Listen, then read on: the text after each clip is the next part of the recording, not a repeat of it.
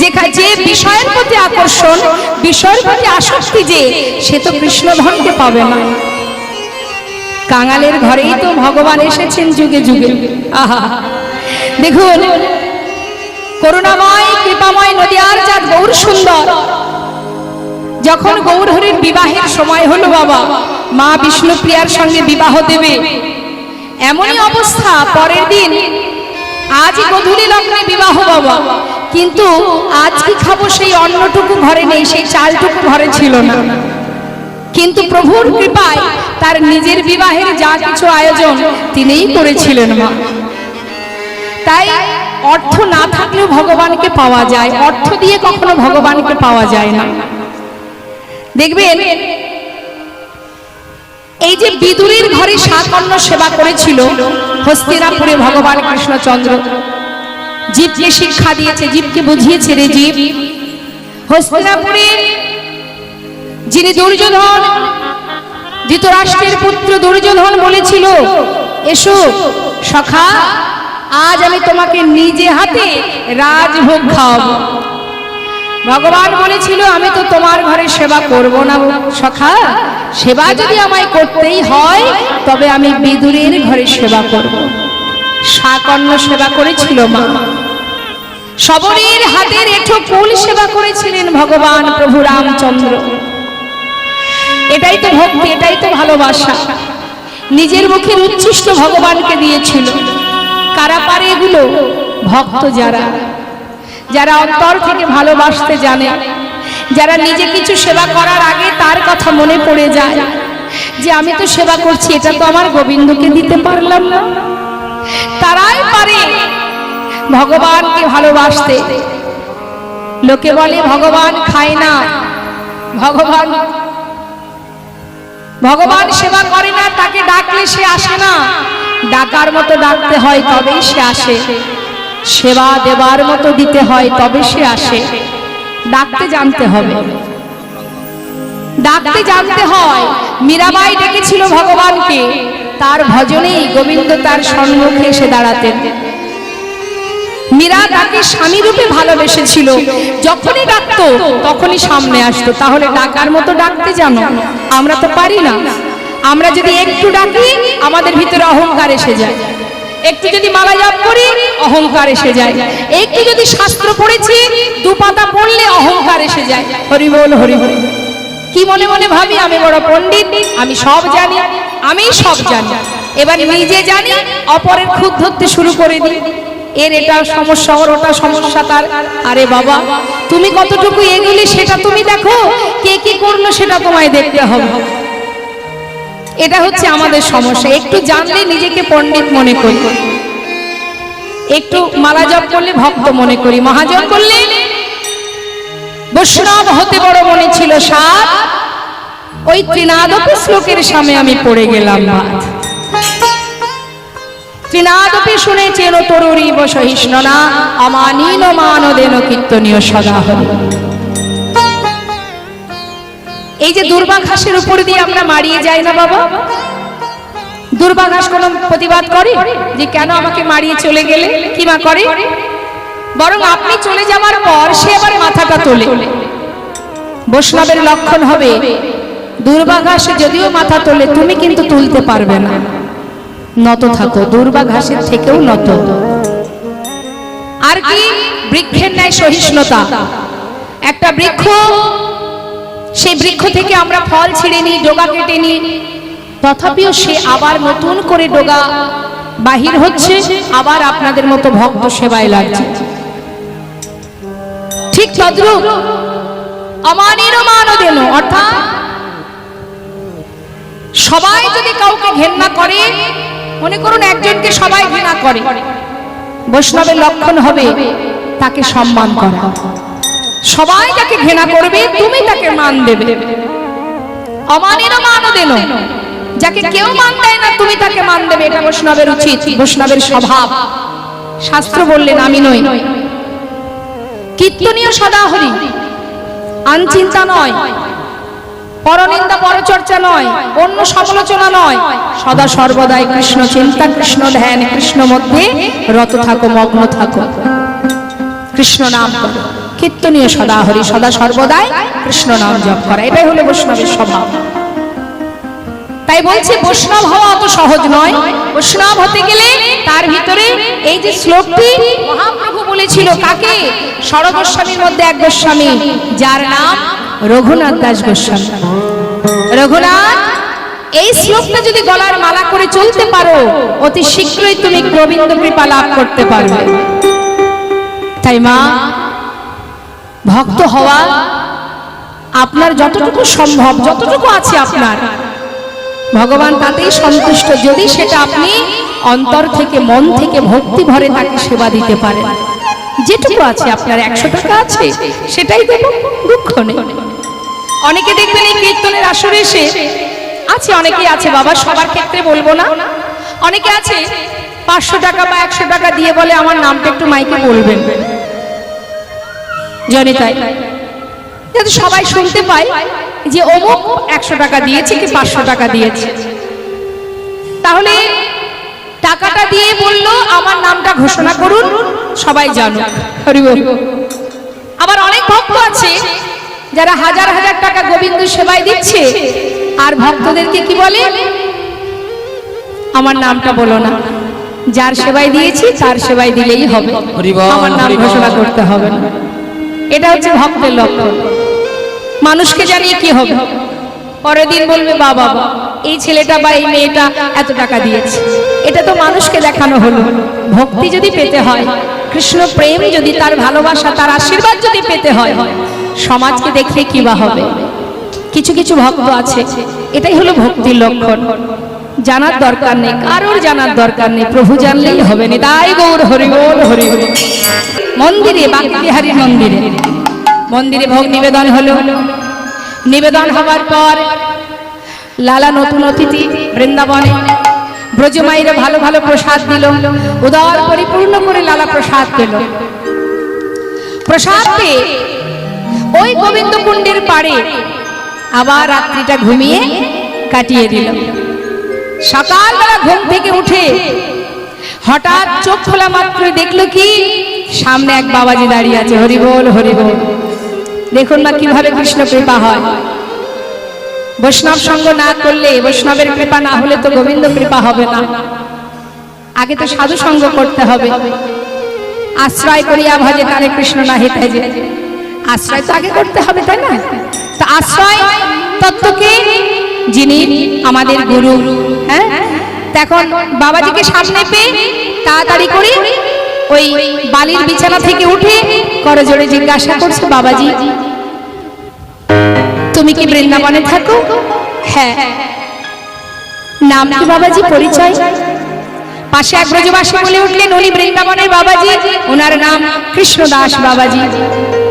বাবাজি যদি তুমি বৃন্দাবনেই থেকে থাকো, নিশ্চয়ই তুমি বলতে পারবে কোথায় গেলে গোবিন্দের দেখা পাওয়া যাবে। বাবাজি জিজ্ঞাসা করলেন, তুমি কোথা থেকে এসেছো?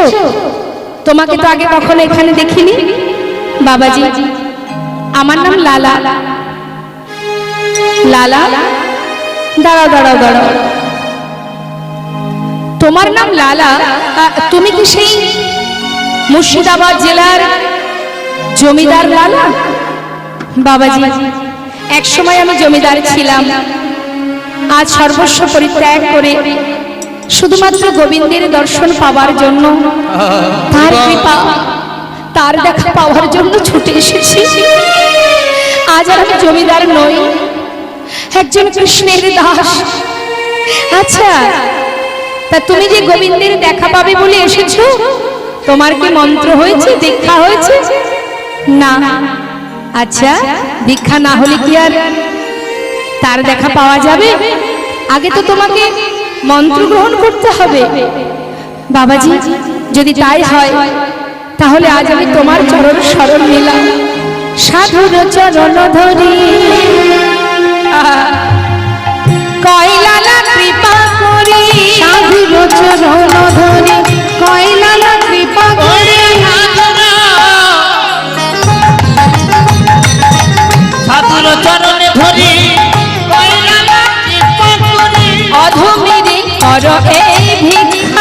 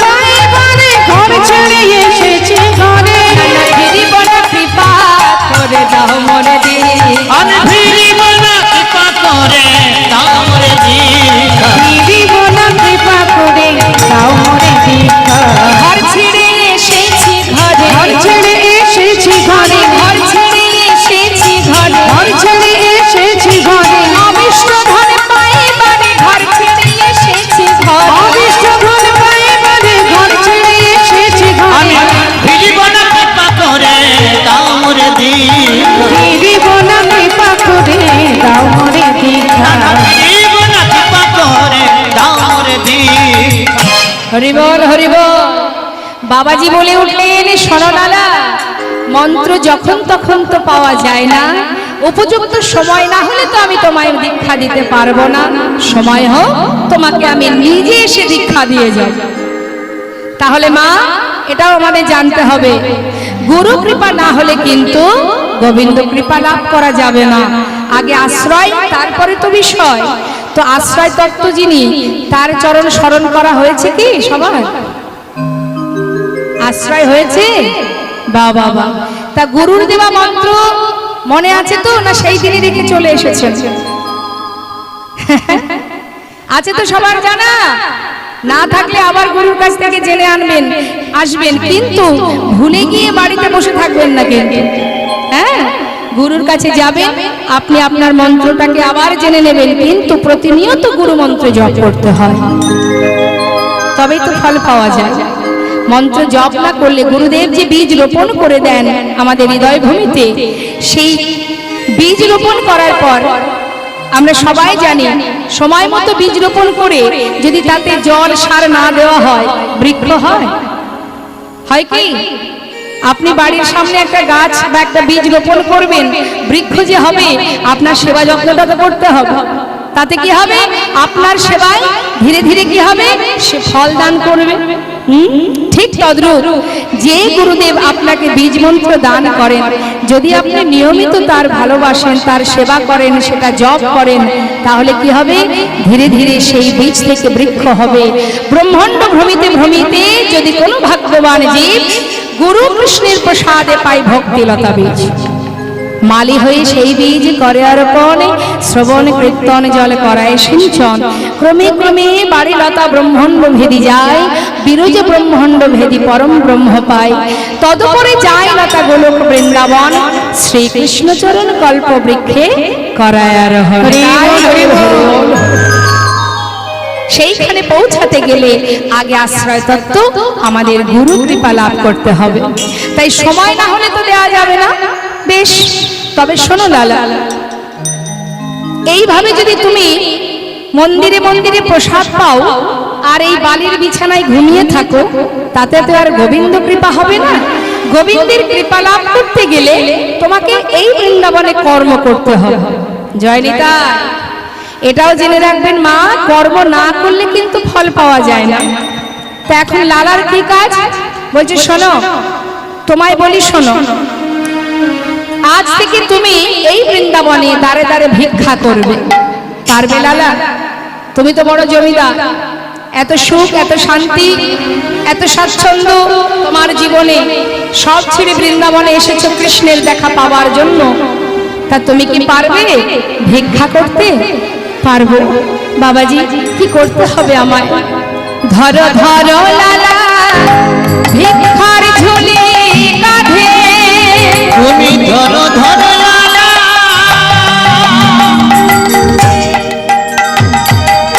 ভিখার ঝুলি কাঁধে, তুমি ঘুরে এসো দাঁড়ে ধরো ধরো লালা ভিক্ষার ঝুলি কাঁধে, ঘুরে এসো দাঁড়ে মুখে রাধা বলো না, ভিক্ষা মেঘে না, কৃষ্ণ পদ পরশা। মুখে রাধা বলো না, ভিক্ষা মেঘে না, কৃষ্ণ পদ পরশা। ওই দাঁড়ে দাঁড়ে ভিক্ষা মেঘে আনো, দাঁড়ে দাঁড়ে ভিক্ষা মেঘে আনো, মুখে রাধা রাধা নাম করো, আর দাঁড়ে দাঁড়ে ভিক্ষা মেঘে আনো। রাধা রাধা নাম করো, দাঁড়ে দাঁড়ে ভিখা মেঘে আনো। মুখে রাধা বলো না, ভিক্ষা মেঘে না, কৃষ্ণ পদ পরশা। মুখে রাধা গুণ গাও, ভিখা মেঘে নাও, কৃষ্ণ পদ পরশা। মস্ত বড় জমিদার লালা, আজ তার কাঁধে ভিক্ষার ঝোলা। দেখুন মা, যত সময় দাঁড়ে দাঁড়ে মাথা নত করে সবার দ্বারে গিয়ে ভিক্ষা তুমি না করবে, তোমার ভিতর থেকে অহংকার দূরীভূত হবে না, হিংসা দূরীভূত হবে না। আর হিংসা যত সময় থাকবে বাবা, তত সময় সেখানে ভক্তি থাকবে না। আমাদের প্রত্যেকের মধ্যে হিংসা আছে। এখানে যতজন ভক্ত আছে বুকে হাত দিয়ে বলুন দেখি, কার মধ্যে হিংসা নেই? হিংসা সকলের মধ্যে আছে, যার কারণে আমাদের মধ্যে ভক্তি নেই। যখনই হিংসাটাকে আপনি তাড়াতে পারবেন, কারোর প্রতি কোনো কারণে হিংসা করবেন না, তখনই আপনার মধ্যে ভক্তি বিরাজ করবে। সে তো একেবারে আসন গেড়ে বসে আছে হিংসা, কারোর ভালো হলে সহ্য হবে না। কারোর একটু যদি দেখবেন প্রশংসা করে, দুইজন ব্যক্তি দাঁড়িয়ে আছে, হয়তো কারোর প্রশংসা হচ্ছে কারোর হচ্ছে না, সে কিন্তু পাশে দাঁড়িয়ে দাঁড়িয়ে তার প্রতি হিংসা করবে। কেন? যত প্রশংসা সব ওরই হচ্ছে, আমার কিছু হচ্ছে না। এই এক প্রকার হিংসা। কারোর 1 থেকে 2, 2 থেকে 3, 3 তলা বাড়ি হয়ে গেল, পাশের জন অকারণে আপনার প্রতি হিংসা শুরু হয়ে যাবে। ওর কত কি হয়ে গেল, আমার কিছু হলো না। আপনি কিছুই জানবেন না, আপনাকে সহ্য করতে পারবেন না। বলুন দেখি,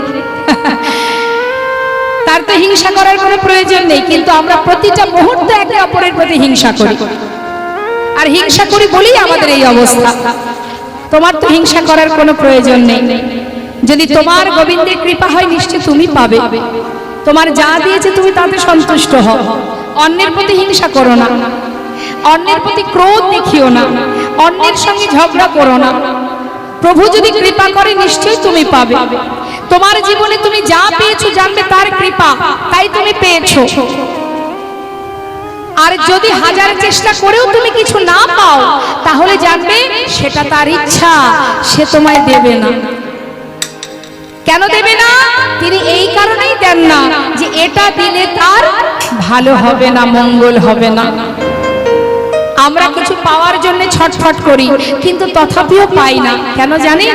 তিনি দিতে চান না তাই পাই না, তার ইচ্ছা এটা। কোনো কিছু পেলে তার কৃপা, কোনো কিছু না পেলে সেটা তার ইচ্ছা। কারণ সে তোমাকে সেটুকুই দেবে যেটুকু দিলে তোমার ভালো হবে। যেটুকু দিলে তোমার ভালো হবে না, সেটা তিনি দেবেন না। 1000 চেষ্টা করলেও তুমি পাবে না। তার জন্য অন্যের প্রতি হিংসা করার কোনো প্রয়োজন নেই। তোমার কর্ম তুমি করো। আজ এই হিংসাকে দূরীভূত করার জন্য ভিক্ষার ঝুলি কাঁধে দিলেন। যাচ্ছে লালা ভিক্ষায়, দাঁড়ে দাঁড়ে ভিক্ষা করছে। ভিক্ষা করতে করতে হঠাৎ তার কন্যা, তার স্ত্রী, তার পুত্রের সঙ্গে বৃন্দাবনে দেখা হয়ে গেল। মুর্শিদাবাদ থেকে তারা সবাই গিয়েছে বৃন্দাবনে দেখা করবার জন্য। স্বামীর কাঁধে ভিক্ষার ঝুলি দেখে স্ত্রী কাত্যায়নী চোখের জলে বুক ভাসিয়ে কাঁদছে। স্বামীকে বলছে, স্বামী, এই বেশটি আর পারছি না সহ্য করতে। এ তোমার কি বেশ? তুমি যে মস্ত বড় রাজা, জমিদার, এত সুখ, এত শান্তি, আজ তোমার অঙ্গে এই কৃষ্ণ নাম, চোখে কৃষ্ণ প্রেমের বাড়ি, কাঁধে ভিক্ষার ঝুলি। স্বামী গো, এত কষ্ট, এত যন্ত্রণা নিয়ে কি করে রয়েছো বৃন্দাবনে? ফিরে চলো, তুমি ফিরে চলো স্বামী। কাত্যায়নী, আমায় আর বাধা দেবে না। কেন জানো? আমি যে আমার নিজের ঘরে এসেছি, এটা আমার আপন ঘর, আমার নিজের ঘর। এই ঘর ছেড়ে আমি আর কোথায় যাব বলো? আর আমি কোথাও যাব না। নারায়ণ বলছে, বাবা, যদি তুমি নাই যাবে, তাহলে বৃন্দাবনে তোমার একটা থাকার জায়গা করে দিই। বেশ, আমার তাতে কোনো বাধা নেই। একটা সুন্দর মন্দির নির্মাণ করে দিয়ে মা সেই মন্দিরে এক বিগ্রহ স্থাপন করে দিলেন, যার নাম কৃষ্ণচন্দ্রমা। সেই বিগ্রহ স্থাপন করে পিতাকে সেই মন্দিরে রেখে চলে গেল সবাই আপন ঘরে। আর এদিকে লালা, সে কিন্তু ভগবানের সেবা দিতে পারে না। কেন? তার যে দীক্ষা হয়নি মা। দীক্ষা হয়নি বলেই কিন্তু সে ভগবানকে নিজে হাতে ভোগ নিবেদন করতে পারে না। মন্দিরে এক পূজারী রেখেছেন, সেই পূজারী প্রতিদিন মন্দিরে ভোগ নিবেদন করে, আর লালা সেই প্রসাদ পায়। আর এটাই লালা দুঃখ, যে আমি সর্বস্ব পরিত্যাগ করে বৃন্দাবনে এলাম, তথাপিও আমি কেন নিজে হাতে আমার গোবিন্দ সেবা দিতে পারি না? কি অপরাধ আমার? কেন পারছি না? কেন আমি নিজে হাতে প্রভুকে খাওয়াতে পারবো না? চোখের জলে বুক ভাসিয়ে কাঁদে লালা। প্রতিদিন বিগ্রহের সামনে বসে বলে, প্রভু তুমি বলে দাও কি আমার অপরাধ, কেন আমি তোমায় সেবা দিতে পারি না। একদিন মনের কষ্টে বলে উঠল, পূজারী আজ আর আমি ভিক্ষায় যাব না, তুমি এক কাজ করবে, আমি এই গুহার মধ্যে বসে বসে ভজন করব, তুমি মন্দিরে ভোগ নিবেদন করে আমাকে একটু প্রসাদ দিয়ে আসবে, কেমন? এই কথা বলে লালা পূজারীকে বললেন, আমাকে প্রসাদ দেবে। চললাম আমি ভজনে, গুহার মধ্যে বসে বসে ভজন করছে। আর এদিকে ভজন করতে করতে মনে মনে বলছে, হে দয়াময়, যতদিন তোমার দেখা না পাবো ততদিন এই গুহা থেকে আমি আর বাইরে বেরোবো না, এখানেই আমি আমার শেষ নিঃশ্বাস পরিত্যাগ করব। এই জীবনে তোমায় যদি দেখতে নাই পেলাম তাহলে আর বেঁচে থেকে কি বা লাভ। হরিবল হরিবল। থাকলাম আমি গুহার মধ্যে বসে, দেখি তুমি কত সময় আমার ডাকে সাড়া না দিয়ে থাকতে পারো। আপন মনে বসে বসে ভজন করছে। বাবা, ভক্ত যদি ডাকার মতো ডাকে তার কি সাধ্য আছে দূরে থাকার? ভগবান পড়ে গেছে বিপদে, ভক্ত যে কঠিন প্রতিজ্ঞা, এই কঠিন প্রতিজ্ঞা করে সে গুহার মধ্যে বসে আছে, তাকে তো বাহির করতে হবে। প্রভুর মাথায় চিন্তা, কি করবেন তিনি? এদিকে মন্দিরে ভোগ নিবেদন করে পূজারী যখন প্রসাদের থালা নিয়ে যাচ্ছে, এমন সময় ঝড় বৃষ্টি শুরু হয়ে গেল। পূজারী দেখছে, হায় হায় এত বৃষ্টি হচ্ছে, আচ্ছা বৃষ্টিটা বন্ধ হোক তারপরে না হয় যাব। এই ভেবে প্রসাদের থালাটা বাইরে রেখে পূজারী ঘরের মধ্যে ঢুকে গেছে। আর ভগবান সেই বৃষ্টি মাথায় নিয়ে ঝড় বৃষ্টি চলে যাচ্ছে অঙ্গের উপর দিয়ে। গোবিন্দ আমার ভক্তের বোঝা তো ভগবানই বয় মা। প্রসাদের থালাটা নিয়ে পূজারী রূপ ধারণ করে এক পা দুপা করে গুহার ভিতরে যাচ্ছে ভক্তকে প্রসাদ দেবে বলে। আর এদিকে গুহার ভিতর থেকে শব্দ শুনতে পাচ্ছে, ভজন হচ্ছে, শুনছে ভক্তের সেই ভজন, রাধে কৃষ্ণ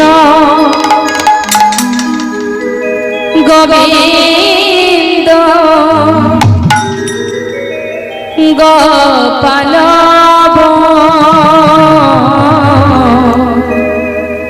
রাধার মন হরি হরি হরি রাধে কৃষ্ণ গোবিন্দ গোপাল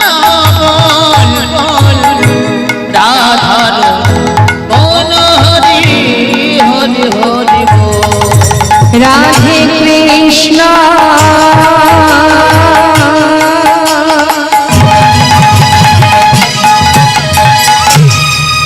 রাধে কৃষ্ণ গোবিন্দ গোপাল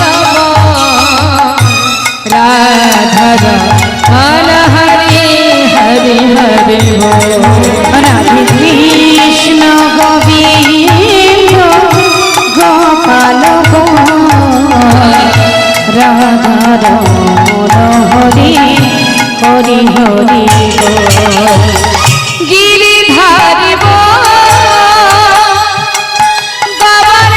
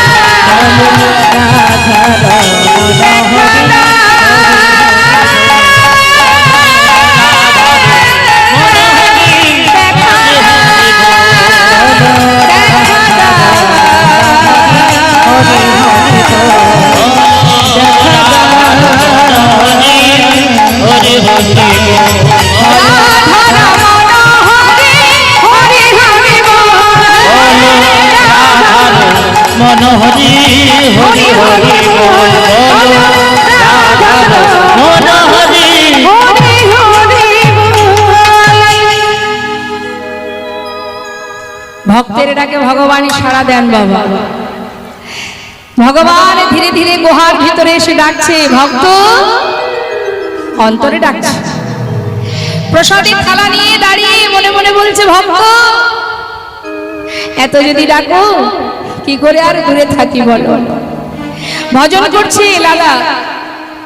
ভগবান পূজারীর রূপ ধারণ করে ছদ্মবেশে পূজারীর বেশে এসে বলছে, লালা নাও প্রসাদ নিয়ে নাও। এই দেখো তুমি না বলেছিলে প্রসাদ খাবে, এই তো এনেছি, খেয়ে নাও।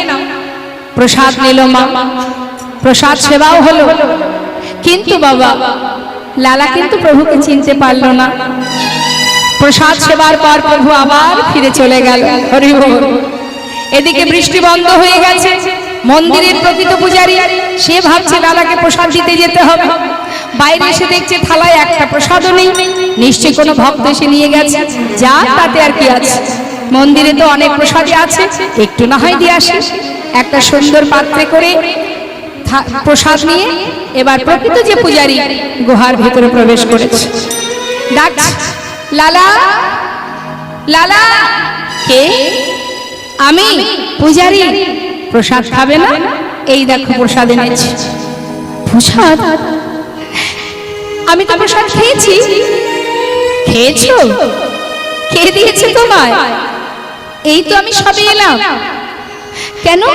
একটু আগেই তো তুমি এলে, আমাকে প্রসাদ দিলে, আমি প্রসাদ খেলাম, তুমি চলেও গেলে। আমি আমি তোমাকে প্রসাদ দিয়েছি? বিশ্বাস করো লালা, আমি কিন্তু আসিনি, এই আমি প্রথম এলাম। কি বলছো পূজারী, তুমি আসোনি?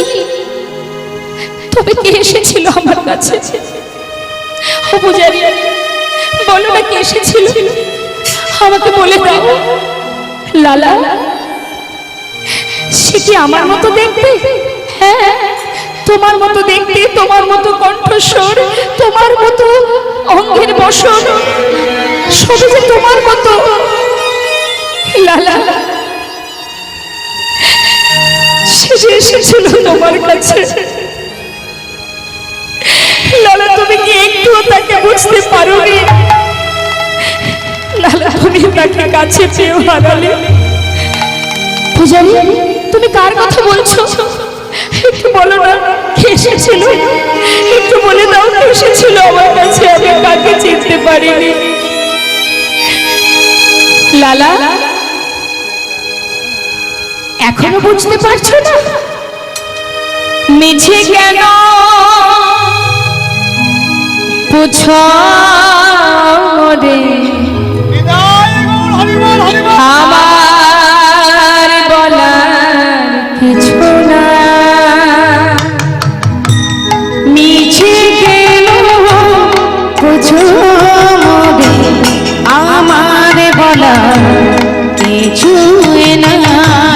মিছে কেন পুছো রে, আমার বলার কিছু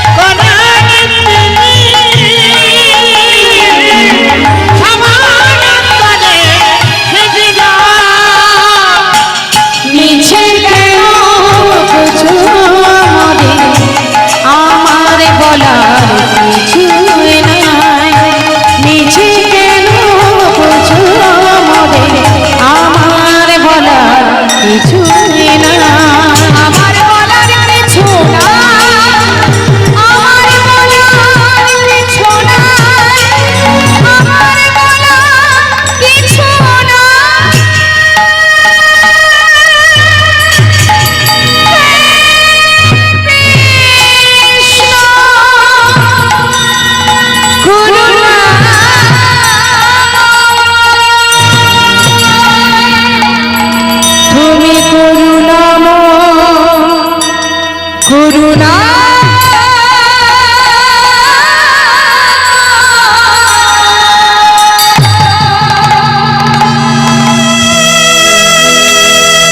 ছুটতে ছুটতে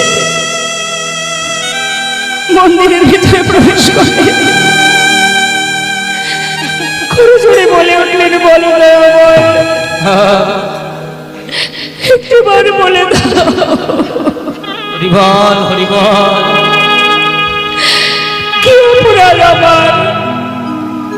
কেন তুমি আমার কাছে এসে আমায় ধরে দিলে না? আর কত দম হয়, আর কত? বলো না মরে কাঁদাইছো কেন? হরিবল হরিবল। করেছো কেন ছলো না? বলো না মরে কাঁদাইছো কেন, করেছো কেন চলো না। মরে কাঁদাইছো কেন, করেছো কেন ছলো না? বলো না মনে কাঁদাইছো কেন, করিছো কেন চলো না। অনেক কেঁদেছি আমি, অনেক কেঁদেছি, কাঁদিতে পারি না।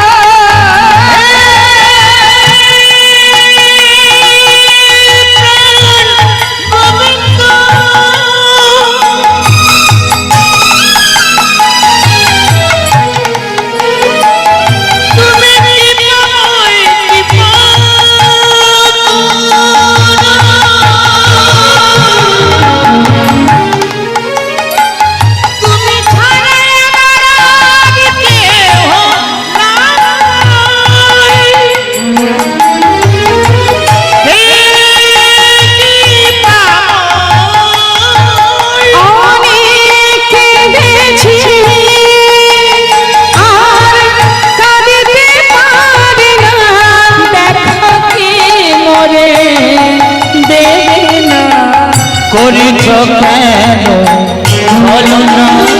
বলো না মরে কাঁদাইছো কেন, করেছো কেন চলো না। বলো না মরে কাঁদাইছো কেন, করিছো কেন চলো না। বলো না মরে কাঁদাইছো কেন, করিছো কেন চলো না। ছুটতে ছুটতে চলে গেল বাবাজির কাছে। বাবাজির চরণ তলে আছাড় খেয়ে চরণ দুটি বুকে জড়িয়ে ধরে বললেন, বাবাজি আমি জানি না কোন অপরাধের কারণে আজ তুমি আমায় দীক্ষা দিলে না। বাবাজি জানো, আমি যে গোবিন্দের দেখা পেয়েও তাকে আবার হারিয়ে ফেলেছি। কি অপরাধ আমার? কেন তুমি মন্ত্র দিচ্ছ না আমায়? কেন এত কষ্ট দিচ্ছ বাবাজি? বাবাজি বলছে তুমি ফিরে যাও লালা, এখনো সময় হয়নি তোমার। সময় হলে আমি অবশ্যই তোমায় মন্ত্র দিয়ে যাব। বাবাজি আজ তো তোমায় বলতেই হবে আমার কি অপরাধ, কেন এখনো সময় হয়নি আমার? যত সময় না বলবে আমি তোমায় ছেড়ে কোথাও যাব না। বাবাজি বললে তবে শোনো লালা, তোমায় বলেছিলাম তুমি সবার দ্বারে ভিক্ষা করবে। লালা সবার দ্বারে ভিক্ষা করেছো তুমি, খবর পেলাম তুমি একজনের দ্বারে ভিক্ষায় যাওনি। কেন যাওনি লালা? বাবাজি আমি তার ঘরে যাইনি শুধু একটাই কারণে, তার সঙ্গে আমাদের বহুদিনের একটা দ্বন্দ্ব, একটা বিবাদ, সেই কারণে যাইনি। লালা জগৎ ছেটের ঘরে তুমি ভিক্ষায় যাওনি, তোমার বহুদিনের একটা দ্বন্দ্ব আছে তার সাথে। তা যখন তুমি জমিদার ছিলে, তোমার জমিদারি ছিল, তখন সেই দ্বন্দ্ব ছিল। এখন তো তুমি আর জমিদার নও, তাহলে দ্বন্দ্ব কেন থাকবে লালা? বলো, যদি কৃষ্ণ কৃপা লাভ করতে হয় ভিতর থেকে হিংসাকে দূরীভূত করো। যার সঙ্গে এতদিনের দ্বন্দ্ব বিবাদ তোমার লেগে আছে, তার ঘরে গিয়ে গলবস্ত্র হয়ে এক মুষ্টি তণ্ডুল ভিক্ষা করে নিয়ে এসো, তবেই তোমার অহংকার হিংসা দূরীভূত হবে, তবেই তোমার কৃষ্ণ কৃপা হবে, গুরু কৃপা হবে। বিলম্ব না করে ভিক্ষার ঝুলি কাঁধে নিয়ে চললেন মস্ত বড় জমিদার লালা। আর জগৎ শেঠের দ্বারে কৃষ্ণ ভক্ত কৃষ্ণ কৃপা পাওয়ার জন্য এক মুষ্টি তণ্ডুলের ভিক্ষায় দ্বারে এসে দাঁড়িয়েছে। দাঁড়ি দূর থেকে দেখে চিনতে পেরেছি, কিন্তু বেশ দেখে অবাক হয়ে যাচ্ছে দাঁড়ি।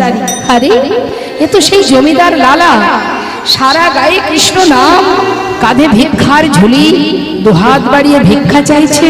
হ্যাঁ, দেরি না করে কোনো কথা না বলে দাঁড়ি কিছু দামি দামি মূল্যবান রত্ন যখন ভিক্ষা স্বরূপ তাকে দিতে গেল, লালা তখন বলে উঠলেন, দাঁড়ি দাঁড়াও, যে ভিক্ষা দেবে বলে তুমি এসেছো, এই ভিক্ষা তো আমার প্রয়োজন নেই, এই আমি চাই না, আর তোমার হাত থেকে আমি ভিক্ষা নেব না। ভিক্ষা যদি নিতেই হয়, তোমাদের যে জমিদার জগৎ শেঠ, তাকে একবার ডেকে নিয়ে এসো।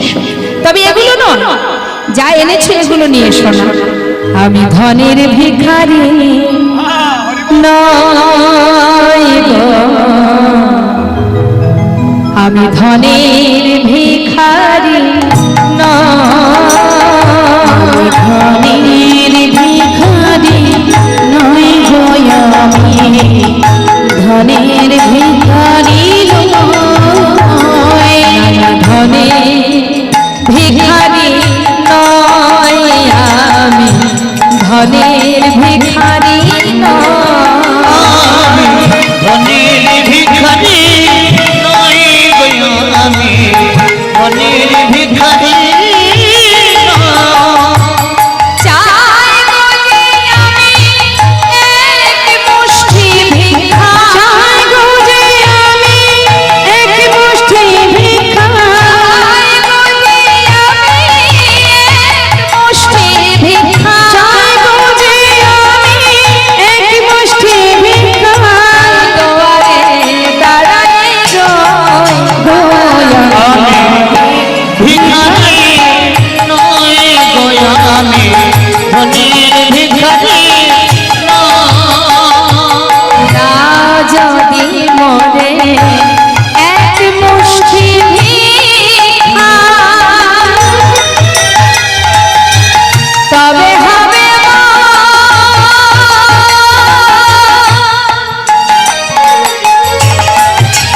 ওই গুরুপদে ভিক্ষা। দাও যদি মোরে এক মুষ্টি ভিক্ষা, তবে হবে ওই গুরুপদে ভিক্ষা। আমি পাবো দর্শন, আমি পাবো দর্শন ব্রজেন্দ্র, আমি পাবো দর্শন ব্রজেন্দ্র, আমি পাবো দর্শন ব্রজেন্দ্র, পাবো দর্শন ব্রজেন্দ্র নন্দ। সে কথা তোমারে কই আমি, ধনের ভিখারি নয় গো আমি, ধনের ভিখারি নয় আমি, ধনের ভিখারি নয় গো আমি, ধনের ভিখারি নয়। দাড়ি দেখছি এত সহজে যাবে না। আমাদের বাবু জমিদার জগৎ শেঠের হাত থেকে ভিক্ষা নিয়ে তবেই যাবে। দেরি না করে ভিতরে গিয়ে জগৎ শেঠকে বললেন, বাবু আপনার চিরশত্রু আপনার দ্বারে দাঁড়িয়ে আছে, যার সঙ্গে বহুদিনের বিবাদ আপনার, সে আজ আপনার দ্বারে দাঁড়িয়ে আছে। বলো কি? হ্যাঁ বাবু, সে আপনার কাছ থেকে ভিক্ষা নেবে বলে অপেক্ষা করছে। এবার কৃপা করে আপনি নিচে চলুন। জগৎ শেঠ বলছে, সে কি বলছো দাঁড়ি? চলো দেখি, আমাকে একটু নিয়ে চলো, আমি নিজে সাক্ষাৎ দর্শন পেতে চাই। যেই না দ্বারে এসে দাঁড়িয়েছে মা, দেখছে লালার সারা গায়ে কৃষ্ণ নাম, কাঁধে ভিক্ষার ঝুলি, আহা, মুখে কৃষ্ণ নাম, চোখে কৃষ্ণ প্রেমের বাড়ি। হরিবল হরিবল। অবাক দৃষ্টিতে জগৎ শেঠ তাকিয়ে আছে, মনে মনে চিন্তা করছে, এ কি দেখছি আমি? ধন ঐশ্বর্যের জন্য এত বন্ধ, এত এত যুদ্ধ, এত লড়াই যার সঙ্গে, এত বিবাদ দ্বন্দ্ব যার সঙ্গে, আজ সে আমার দ্বারে এমন সাধুর বেশ পরে ভিক্ষার ঝুলি কাঁধে নিয়ে দাঁড়িয়ে আছে। আবার মনের ভিতরে আর একটা চিন্তা হচ্ছে যে এটা কোনো ছলনা করে, কোনো ছদ্মবেশে সাধুর বেশ ধারণ করে আমার কাছে কোনো ক্ষতি করবার জন্য আসেনি তো? জিজ্ঞাসা করেই ফেললো, এই যে লালা, যে বেশ পরিধান করে আমার সামনে দাঁড়িয়ে, এটা কোনো ছলনা নয় তো তোমার? আহা, বলে উঠলেন লালা, না না, আসিনি আজ তোমার কাছে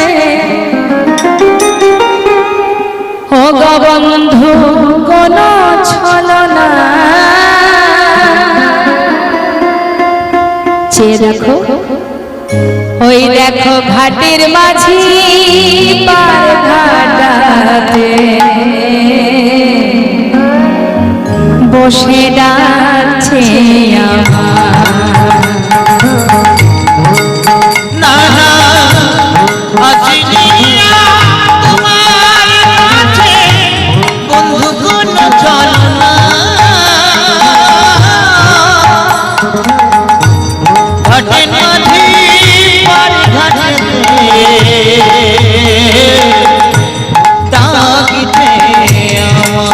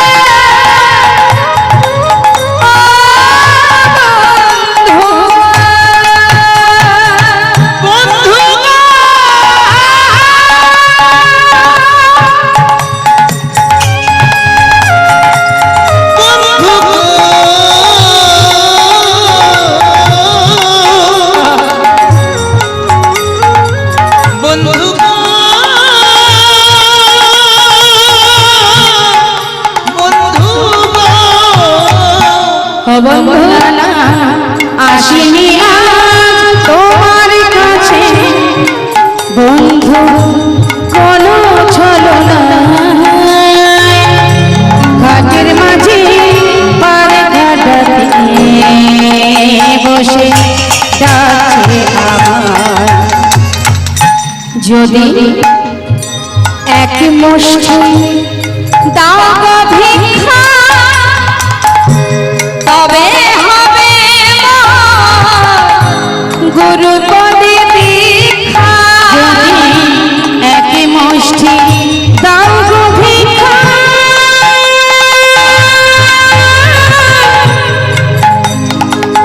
তবে হবে গুরু পদে দীক্ষা। যাই গো আমার বেলা বয়ে যায়, যাই গো আমার বেলা বয়ে যায়। যাই গো আমার বেলা বয়ে যায়।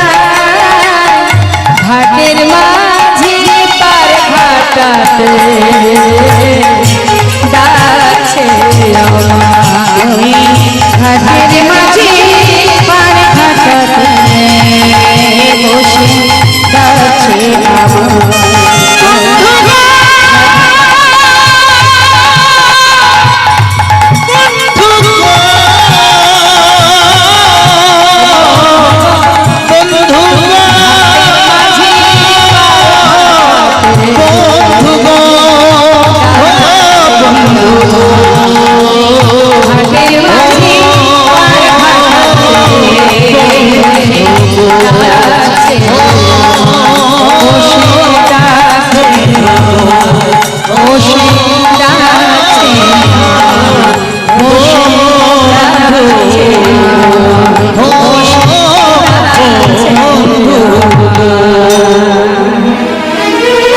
না করে জগৎ এক মুষ্টি তন্ডুল এনে যেই না লালার আঁচলে দিয়েছে মা ভিক্ষার ঝোলাতে, লালা সেই ভিক্ষাটুকু পেয়ে মনের আনন্দে ছুটতে ছুটতে চলেছে বাবাজির কাছে। বাবাজি, বাবাজি, এই দেখো আমি এনেছি ভিক্ষা। বাবাজি, যাদের সঙ্গে আমাদের বিবাহ ছিল তার ঘর থেকে ভিক্ষা করে এনেছি, এবার তুমি আমায় কৃপা করো। বাবাজি বলছে, দাঁড়াও লালা, নিশ্চয়ই তোমার কৃপা হবে, কিন্তু পিছনে কে আসছে? আমার পিছনে পিছন ফিরে তাকিয়ে দেখছে কে? পিছনে আসছে জগৎ শেঠ। বন্ধু, তুমি আমার পিছনে কেন? জগৎ শেঠ করে করে বলে উঠলো, বন্ধু, তুমি যখন আমার দ্বারে দাঁড়িয়ে বললে তোমার জীবন বেলা বয়ে যাচ্ছে, পারের মাঝে পার কাটায় দাঁড়িয়ে আছে, হরিবল হরিবল, এই কথা শুনে তোমাকে এক মুষ্টি তন্ডুল দেবার পর আমি আর ঘরে ফিরতে পারলাম না। হঠাৎ যেন আমারও মনে হলো, তোমার যদি জীবন বেলা বয়ে যায় তবে তো আমারও জীবন বেলা বয়ে যায়। তোমাকে যদি পার করার মাঝে পারে দাঁড়িয়ে থাকে, পারের কান্ডারে যদি তোমায় পার করে নিয়ে যায়, তাই তো তোমার পাছু পাছু এসেছি তোমার সাথে। তুমি কৃপা করে আমাকে পার করে নিয়ে চলো। বাবাজি, এ তো সেই বন্ধু যার দ্বার থেকে আমি ভিক্ষা এনেছি। সর্বস্ব পরিত্যাগ করে আজ আমার পাছু পাছু এসেছে। বাবাজি, তোমার চরণে ঠাঁই দাও। বাবাজি দুজনকে একসঙ্গে মন্ত্র দান করলেন।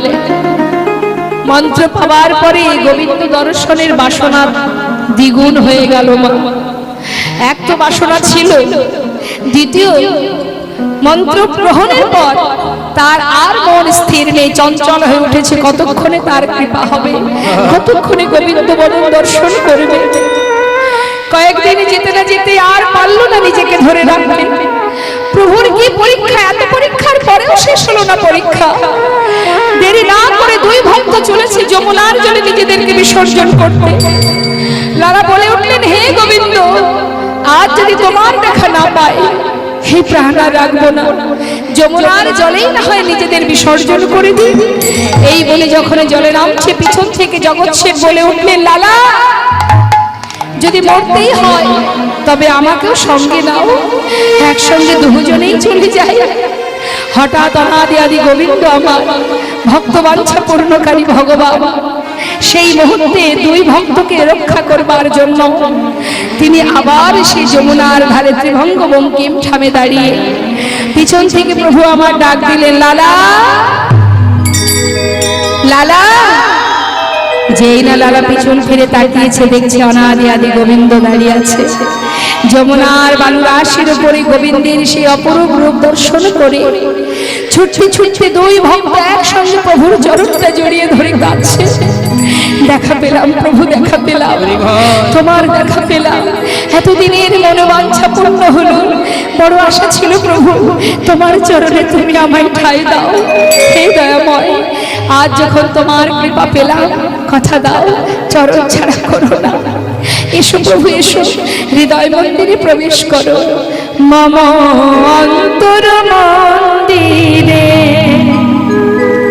এসো, এসো মাধব কৃষ্ণ গোপাল, এসো মাধব কৃষ্ণ গোপাল।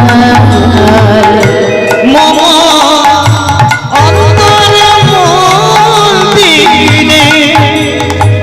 একবারে এসো, মাধব কৃষ্ণ, এসো মাধব কৃষ্ণ গোপাল। এসো, এসো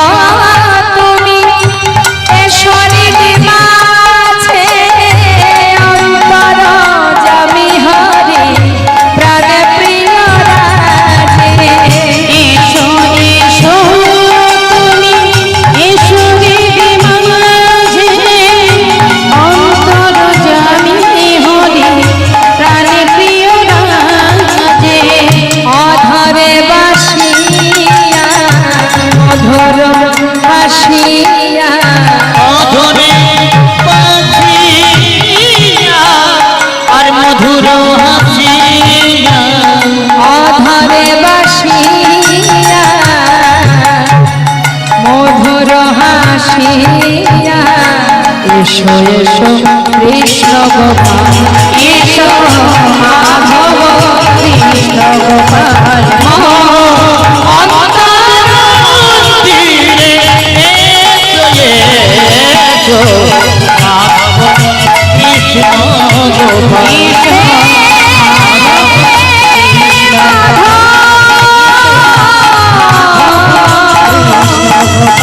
এসো এসো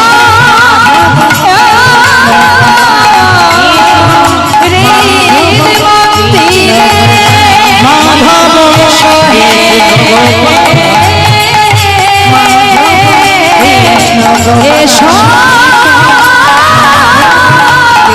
এসো মাধব কৃষ্ণ গোপাল, মাধব কৃষ্ণ গোপাল। জনতা জয় জয় রাধেশ্যাম। একনিষ্ঠ মনোযোগ সহকারে যদি কোনো ভক্ত কৃষ্ণ কথা শ্রবণ করে, কখন সময় চলে যায় কেউ জানে না। সময়ের সাথে সাথে আমাদের সবাইকে চলতে হয়। তাই আমাদের ভক্ত ভগবানের লীলাকে এবার আমরা বিশ্রাম রাখবো।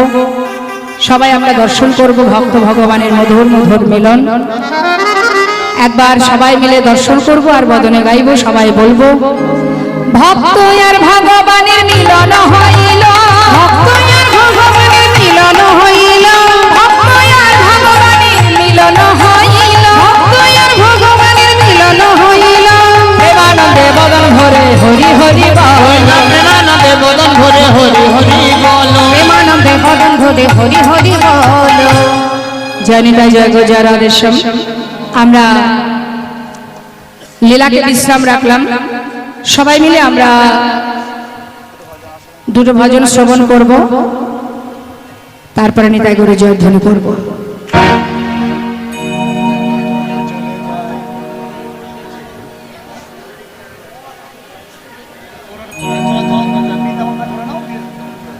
চলুন জনিতা জয় গৌর। চলো চলো চলে যা, কোথায়? চলো চলো চলে যা, বৃন্দাবনে চলো রে সবাই, চলো চলো